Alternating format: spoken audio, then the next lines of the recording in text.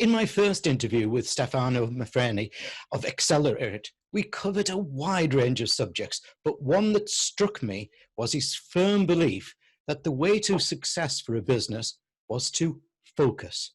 So I asked him if I could meet again to have a deeper dive into focus. Buongiorno, Stefano. Buongiorno, good morning, Marco. Lovely to see you again. So a quick introduction or reminder, please, to Eggcelerate and what it does. Sure. I founded Eggcelerate in 2014 to help CEO and founders really interconnect thoughts and actions while keeping a very practical, down-to-earth approach and leave bandwidth for learning and adaptation. I say that we basically activate the strategy of tech B2B small businesses. So we have two main type of services. If you are the CEO of a small B2B business experiencing maybe flatline results, Eggcelerate COO as a service, as in Chief Operating Officer, will help you achieve focus and sustainable growth and bring your business back on track. On the other end, we have CCO as a service, as in Chief Commercial Officer, that's more targeted to founders of ambitious B2B startups to gain and retain a position in the market, deliver upon investor expectation from post-seed to Series A. We are SME specialists. We are an SME ourselves. We aim at being more than trusted partners, if you want, enthusiastic companions on our clients' journey. We want to help them build customer-centric, scalable operations and achieve sustainable growth. We aim at achieving that achieving the first results in 2 quarters, so as quick as possible, while avoiding the cost of traditional consulting or interim management. Excellent, yes, and I love that expression, companion on your journey. You know, today we're going to be taking a deeper dive into business focus, and I know you're going to share with us some thoughts on slide to help people absorb this area. So, but why is focus important? Yes, well, Marco, it's summer, and although we are not probably free yet to go to the sea, I'd like to think about it. So imagine you are in the sea on an inflatable or a bodyboard. You're enjoying the wave. You are splashing with your friends, and after an hour or so, you return to shore and find that everything is different. You can't find your clothes. After 2 minutes of panic, you realize that amid all the noise, all the enjoyment, the excitement, you had simply drifted. So basically, you had been swept quietly down shore by the current, and your family is now 200 meters away. So there is something similar happening in business, and that could impact startups really, maybe in the first 3 to 5 years of the journey.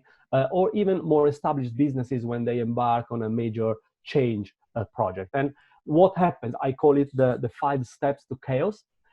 So basically, the step 1 is in the early days, there's a lot of enthusiasm. There are not probably many people involved. And so there is this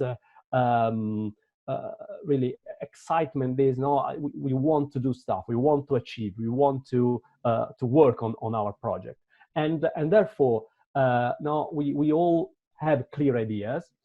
Everything seems obvious, and so why writing it? Yeah, because it's just Marco and I. We understand each other, and everything works. Then, of course, what happens? Step 2. There are more and more people. The workforce might increase, or on project gets traction. But of course, now there are so many things to do. There is no time to explain everything. And by the way, there's nothing written about it. And so the new joiners don't get the vision of our venture. Yeah. And that leads to step 3. Now it's time to make maybe big decisions. And what once were very clear objectives now are filtered by our own interpretation of that. So it's difficult to say, okay, let's do this because we decided originally that we had, that was our vision, that was our direction. So it's more about personal. Now Malcolm has an idea, Stefano has another idea, and we are at loggerheads. It becomes more sort of personal quarrels, if you want. Right. And that leads to step 4. So the company seems to be stalling. The passion have the way, and the staff lacks direction and inspiration. But maybe the step 5 is the deadly one. Customers notice at the end, because when they talk to Malcolm, they get a story. When they talk to Stefano, they get another story, and so they lose confidence in the company. So what should be a natural thing, or seems natural, a sustainable, clear growth path. It's not that Right. easy, and it's easy to lose sight of what you are all about. So that's why I think focus is really important. Excellent, yes. And to think I would go paddling, I mean, Stefano, I mean, I'm aiming for the yacht. Okay, so how do you advise clients on focus? Is it by those steps? Yeah, well, it's I don't know if you heard about Yogi Berra. He was an Italian-American baseball star in the 1950s and 60s. Yes, yeah. And he was famous for some pithy statements like, you always have to go to someone else's funeral, otherwise they will not come to yours. So one of the quotes that are often attributed to him, now we don't know if he really said that, but is if you don't know where you're going, you will end up somewhere else. Okay. So, and that's a similar, no? If you look at if you think about our seaside analogy, if you don't keep yourself level with a visual marker on the shore, you get drifted by the current. So that's exactly what you should do in business. Fix on something, make that your destination, and keep checking against it. So how to do it, and I want to stress this, that because our approach, I mentioned this earlier, is really practical and down to earth. There are a lot of things we hate about large corporates, and one of these are the fluffy vision, mission, and values that they put on their website to appear cool. And but I think, and I'm really convinced, that if you take that or the real aim of vision, mission, and values, first you don't need to publish them, and if they are really true, they can really be your common story. So I think that's a bit it's not enough, of course, but that's the root of everything. So when later on Malcolm and Stefano have that discussion, it's not about who's cooler and who is right or who is not. It's about, is this idea in line with what we said years ago, or is it not? Or maybe we should question what we said years ago, because that doesn't mean that it's carved in the stone. You can change it, but at least you have a direction to follow. You have a benchmark, that drives your day-to-day operation and any decisions. And of course, every now and then you need to question that direction and maybe pivot or change it, but at least you have a baseline. Excellent. Yeah, I'm all fired up. I'm looking forward to my double espresso and cappuccino later on. Yeah, I've heard it say that focus on what matters to your business in the near future. Is that a true statement? Okay, let me say, I think it is, because you didn't say focus exclusively on on what matters in the near future. But the point here really is, how can you reconcile your short-term actions with your long-term objectives? Yeah, and today we have two opposite models, right? On one hand, we have the small business model, and anyone who worked in a large corporate knows how refreshing it could be being in a leadership team of a small company. Everything is about actions, decision, impact. Okay, we don't have deep pockets, but we probably don't have the same politics, bureaucracy, and all that. But we just said, no, if you don't keep a visual market, all this running free could be really negative at the end. On the other end, and this is really a personal experience. We have the large corporate model where now imagine you are in this boardroom with this huge wooden table, usually dark brown. It's a drizzly Wednesday in October, and you are stuck there with another dozen people trying to define the strategy for the next 3 years, if not 5. And just because it's a 3 to 5 year strategy, it will fail, I think, just for that. The point is that today, none of these models are right, because the world doesn't stand still long enough for you to sit down and make decisions. And of course, also you need to follow the dynamics of what happens around you. There are new technologies all the time that will reshape the business dynamics. Customer expectations evolve, new competitors emerge. So I call it, and I have some slide here, lean strategy or planned opportunism. Yeah. And there is a whole also theory about it. But again, I'd like to keep it very, very down to earth and simple.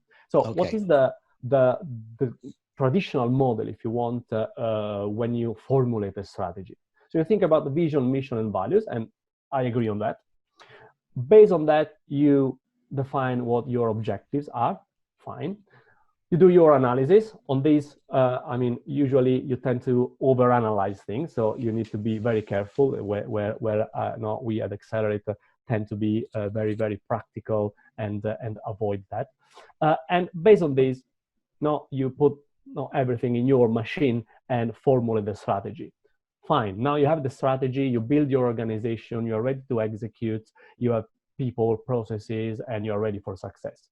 Of course, what is missing here? What happens if then something changes? How do you learn? How do you feed that back in your strategy? And this is exactly what we are pushing as Eggcelerate, and especially for small businesses. Now, you are not an elephant that need to stop to change direction, and then when it starts, it's difficult to stop. You are a much smaller animal, and you need to be ready to change.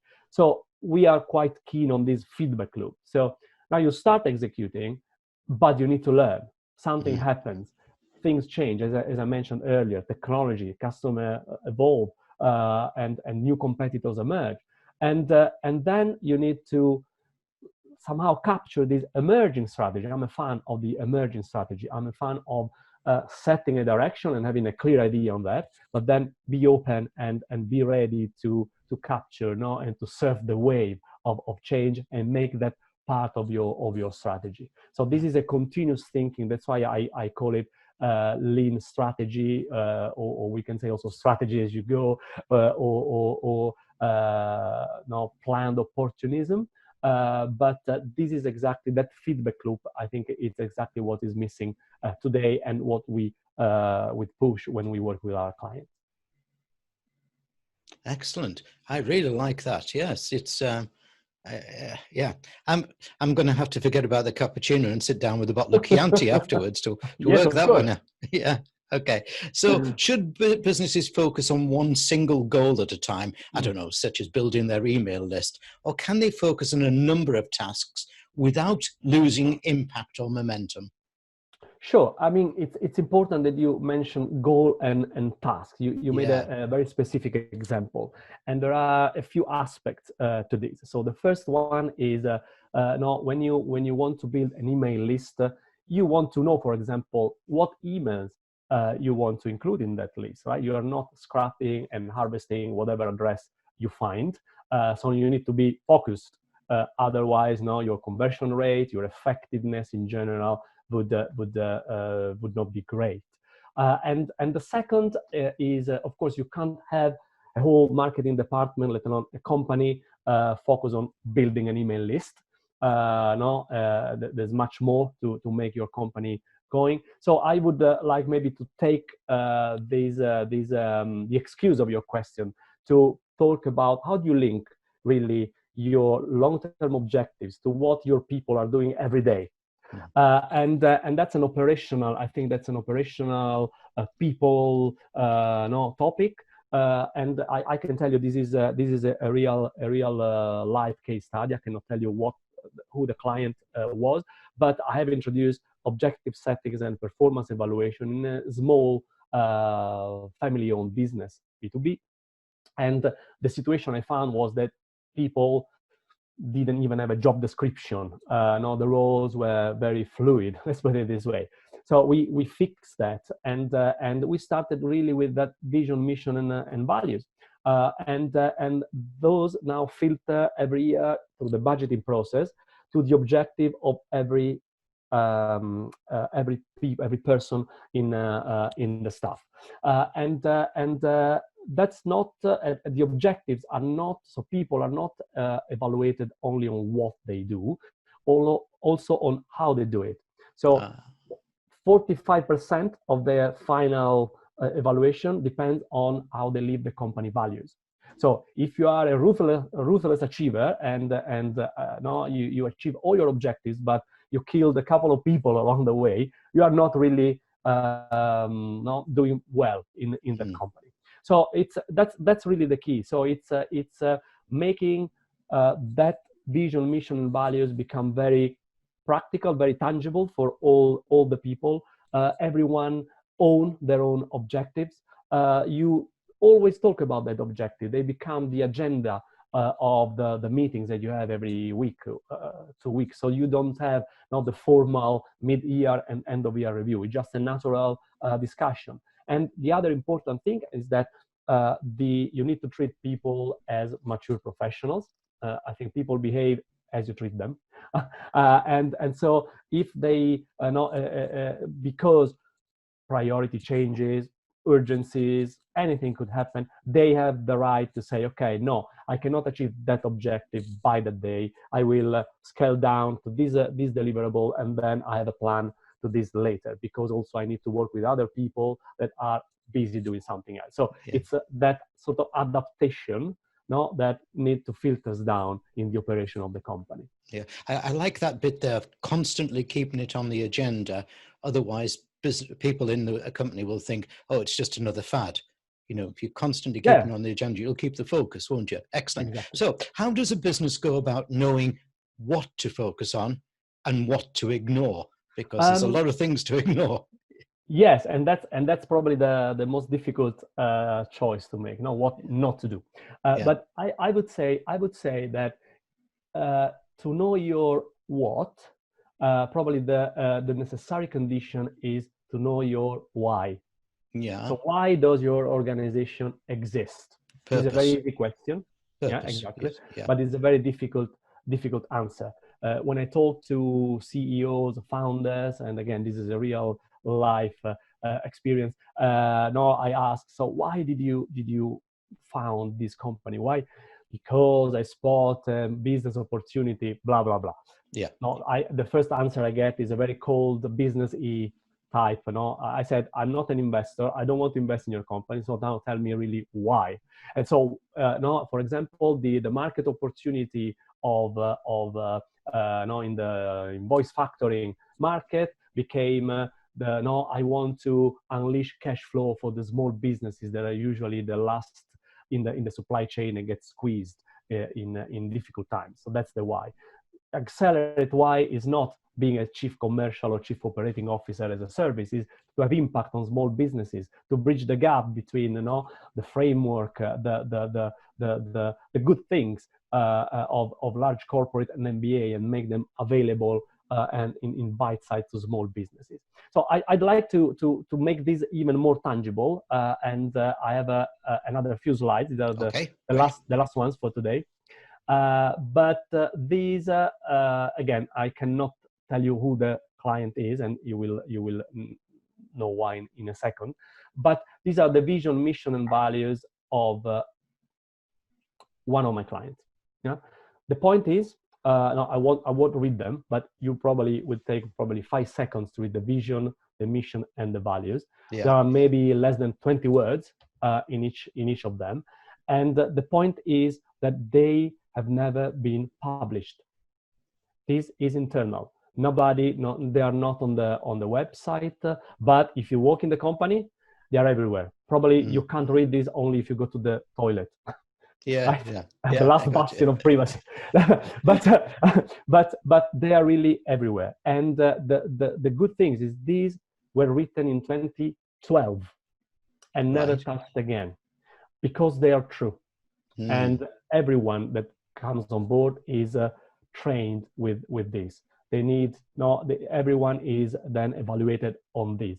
And every now and then with the CEO, we stop and say, oh, let's have a look at what we have done. And we compare our actions with this, with the vision and the mission. And we realize that without reading them every day, we are actually executing upon them.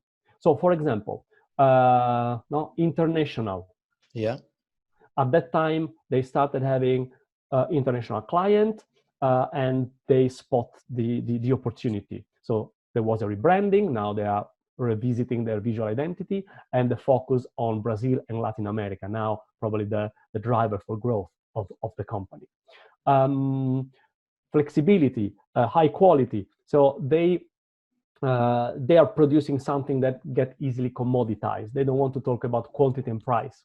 So they focus, their USP is really on making variations of that product, really small things that could solve big issues for the clients. So they deliberately avoided targeting specific clients, because in some industry you just need high quantity, low margin. So you need economies of scale they do not have, and they do not want to have.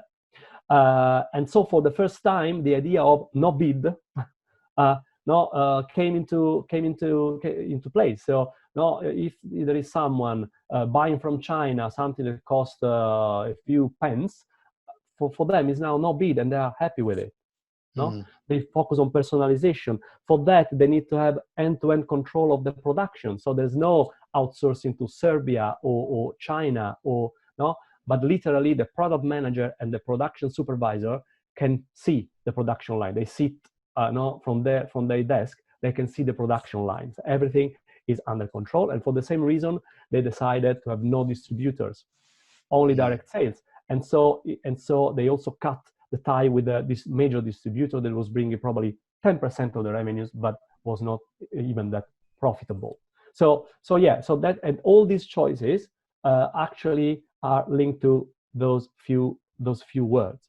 And the final one, invest in new technology, innovation, intelligent solutions, efficiency. So now they have a well-structured product management function. They also launched an innovative startup just to look after innovation.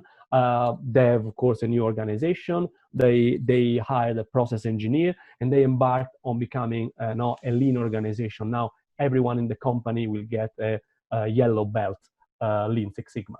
So everything is down to these easy, few lines, because they are true, without not wanting to change the world or being fair to everyone, or it's really the compass, and this is filtering really down in the company every day. That was an excellent example there. And I can imagine that because it was so nicely, simply, obviously there's a lot of thought goes behind it, but simply presented, then that will embed itself much more clearly across the business, Exactly. upwards, downwards, whichever way. Yeah. Okay. So how does a business owner know when he or she needs to change focus? Yeah, well, can't just be the money, can it? It can't just be the money. No, exactly. Yeah. So, well, we know that. No, we said this several times already. Sticking rigidly to a detailed strategy create groupthink, blind spot, and could prove fatal, really. We mentioned about that feedback loop, but how do you actually do it? And I sort of hinted to this. I call it strategy as you go. I like this as you go concept, because it gives me that idea of dynamic and ability to change. And in this case, when you set that direction, you ask yourself the usual question. So what should we focus on more? What is can we exploit a gap in the market? My marketing professor used to say, but yeah, be careful. Is there a market in that gap? what type of clients we should target first, and you said it, what should we stop doing? The point is that we need to accept that not knowing everything is fine. That's it. We live in a time of uncertainty and more, and this is not going away. So rather than specifying how your strategy will work in detail, you can set the direction and do some trial and error, calculated, of course. It's not random budget flashing, and accept that you can discover new things, and based on that you can change the way you work. Could be adjusting your branding, your messaging, no? If you talk about marketing, it could be changing the organization, no, talking about operations, maybe some processes, the way, no, the type of people you recruit. Yeah. So, but the point is, the real point is for me is to set the right KPIs, and especially when you are a small business, you look at no KPIs, a report as, oh no, bureaucracy. Oh no, that's key performance indicators. Yes, sorry, Yeah, key performance indicator that help fighting the emotion. I call it the emotion of the day before. Now we have a business review the day before something happened in sales, and for them, oh, all clients are asking. No, maybe no.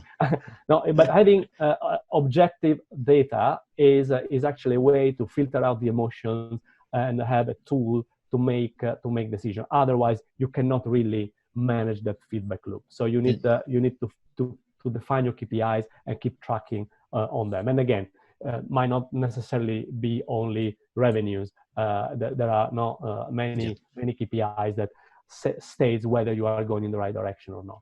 Yeah, that's interesting. And talking about marketing professors, mine said, focused companies concentrate on being the best at serving a well-defined target market. But is this still relevant in today's constantly changing markets?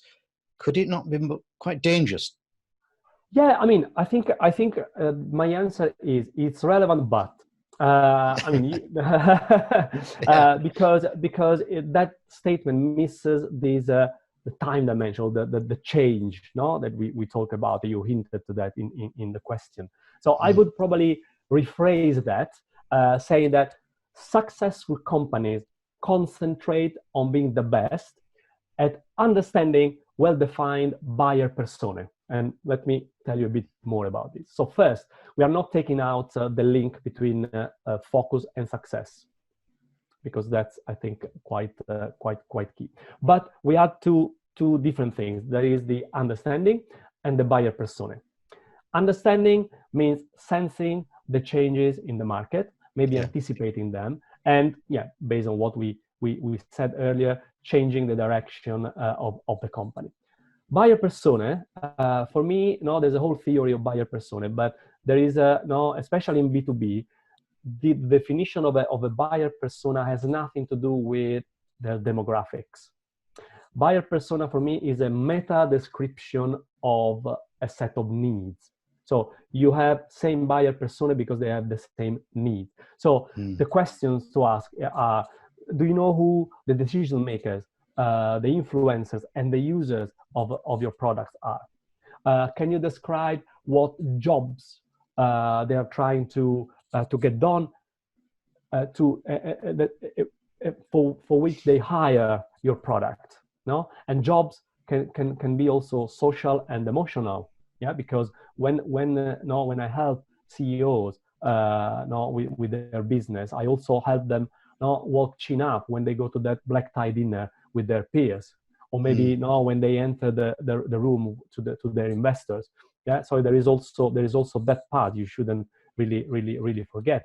What pains are afflicting them today, and what pain relievers are they looking for? And people usually buy more pain relievers than gain creators. So, but you need to know also what are the gains they are after. What triggers them in their buyer's journey? So what makes them become from, let's say, unaware to your client? No, how do you map your marketing, sales, and post-sales funnels? For me, is one funnel, but that should be mapped to the buyer journey. So are you able to tell them at each stage the right thing through the right channel, of course, to make them get to move along and get into your sales funnel. So can you be their companion? So these are the things that I think we need to take into account. At that point, we can keep that focus, but we are open to that shift. We can anticipate the change and maybe anticipate also our competitors and be the first there. Yeah, I'm totally with you on buyer persona. And I think we need to go back almost to that first set of slides there where you talked about learning, because the persona is constantly changing. For example, at the moment, buyers saying, whoa, let's put change away from China. Yeah, exactly. Let's look at our supply chain risk and so on. And so their behavior risk. And then, can I ask you then, how relevant today are the three generic strategies of focus, cost, and differentiation? Yeah, so you won't manage to put me against Porter. This is of course Michael Porter's article on competitive advantage. Yeah.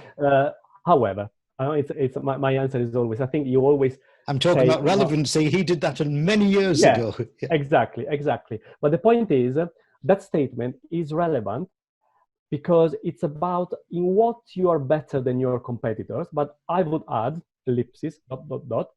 as long as you compete in the same space. Mm-hmm. That's exactly the point. So I'm a sort of blue ocean, if you heard about it. Yes, blue ocean practitioner. And there is a nice strap line there. It's about winning without competing. So the point is, can you leave? You are swimming in a red ocean, red of the blood of the competition. Can you find a blue spot where you are unique, where maybe you can achieve more than one of those three different focus, cost, and or differentiation. But that's again about having a deep insight in the market you are targeting. So is there anything that your customers value? So it's not what you have, it's what your customers value, that your competitors, for example, are neglecting and you are better at, or they are completely not thinking about it. So that's your blue spot. Yeah. Or maybe are there non-customers today that might be customers tomorrow and nobody is thinking about them? Maybe they're finding barrier to entry for any reason, and you can lower those barriers. So it's all about focus where you need to add value, where value is not defined by you, is defined by your client.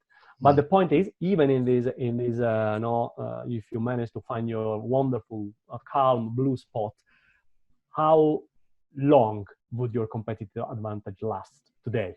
So you need to keep thinking and rethinking, and again, it's about that feedback loop, because your competitors will follow you sooner or later, and you need to be ready for the next step.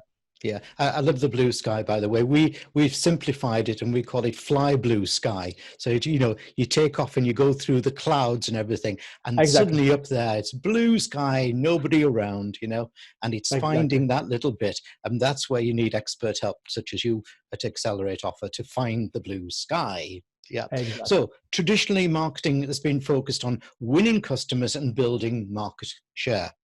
I would like to suggest to you that in these times that a new focus should also be on retention of existing customers as much as it is on gaining new ones. What's your thoughts? Yes, I mean, when usually my first conversations with CEO and the founders is about, I need to find new customers. Yeah, because that's a bit of a solution, or the first solution you can think of about increasing the top line. But if your aim at the end is increasing earnings, you should keep like 3 eyes on the top line, on the margin, and on also the bottom line and the cash flow. And of course, today we live in a world where, in a world of price comparison websites and vouchers, discounts, and that's true in B2C, of course, but also in B2B. Imagine when you have to buy a professional insurance or choose your hosting provider. Yeah. So it's a world where the buyers have power and have a lot of available information. And usually sales is somehow based on asymmetry of information. I know something that you don't, or I have something that you don't. I can do something that you don't. So today it's more difficult. So I think the answer could be really in the existing customer base, and for two reasons: loyalty and insight. So how do you build loyalty? And again, I think I probably can keep this short, because it's really thinking about the customer experience every step of the journey.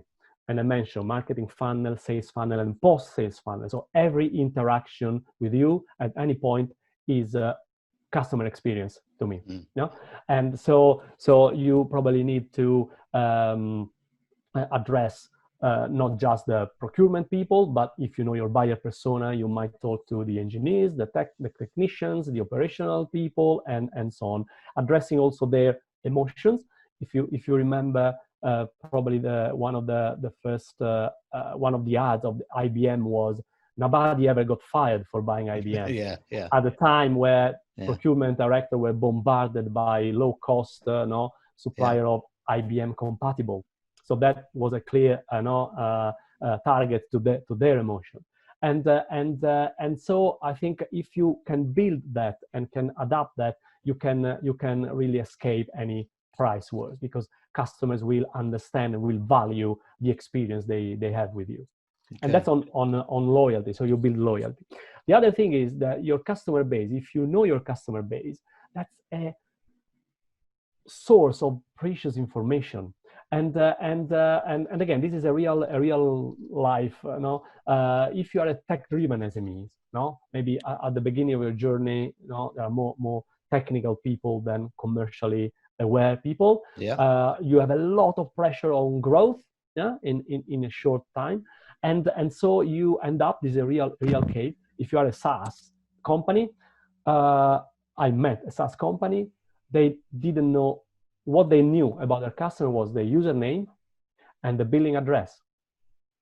Right. At that point, the revenues flatlined, and they couldn't tell me if they were, for some reason, their services were purchased more in one geography or another. Of course, when it's a software as a service, it's online. They couldn't tell me in what sector, maybe in companies or what size. They couldn't even tell me who was actually purchasing their services. Right. So and you know that if you know all this kind of information, even if that you build them in a sort of unstructured way, because I accept the type of, not the pressure, and you cannot always put everything in your frameworks and no, but you can anonymize the data, can't you? No, exactly. But once you have that, now you can say, okay, oh look, for some reason, and we are better in the Midlands. We target mid-sized company, and all the buyers are actually not the procurement people, are the head of engineering. And so you can say, okay, now let's take that and scale it up and focus and try to replicate and go to the right exhibition and say the right thing. And so it's about really we talk about discipline even in sales and marketing. So having a CRM from day one, recording all the right information, and even if you don't use it today, you can use it tomorrow. Yeah, I mean, we've had a great journey over these last few questions. Let's get back to focus on our final question then. Sure. Give me 3 brief and to the point things on focus that you can leave resonating in the ears of our viewers and listeners. Sure, I can't afford not to be focused now, right? Right, you got it. So I would say I will be very focused and very brief. So number 1, know your why. What's the purpose of your company, why it exists, and that will help you know your what not, and have discussion with your co-founders, with your investors, with your staff, with everyone. Second, know your buyer persona. So know who you are selling to and why, the jobs they're trying to get done, and what their needs are, and be their companion all along their journey, so you can sense any changes and maybe adjust. And 3, track the right key performance indicators, and based on that, not your own emotion on what happened to you the previous day, based on objective facts and data, adapt if needed. Stefano That's it. Maifreni, I've had a lovely deeper dive. Don't forget, everybody, Likewise. the URL behind me. And I think we found some treasure down at the bottom of the deep dive there. Thank you Yeah, very much. hopefully. Thank you. Thank you.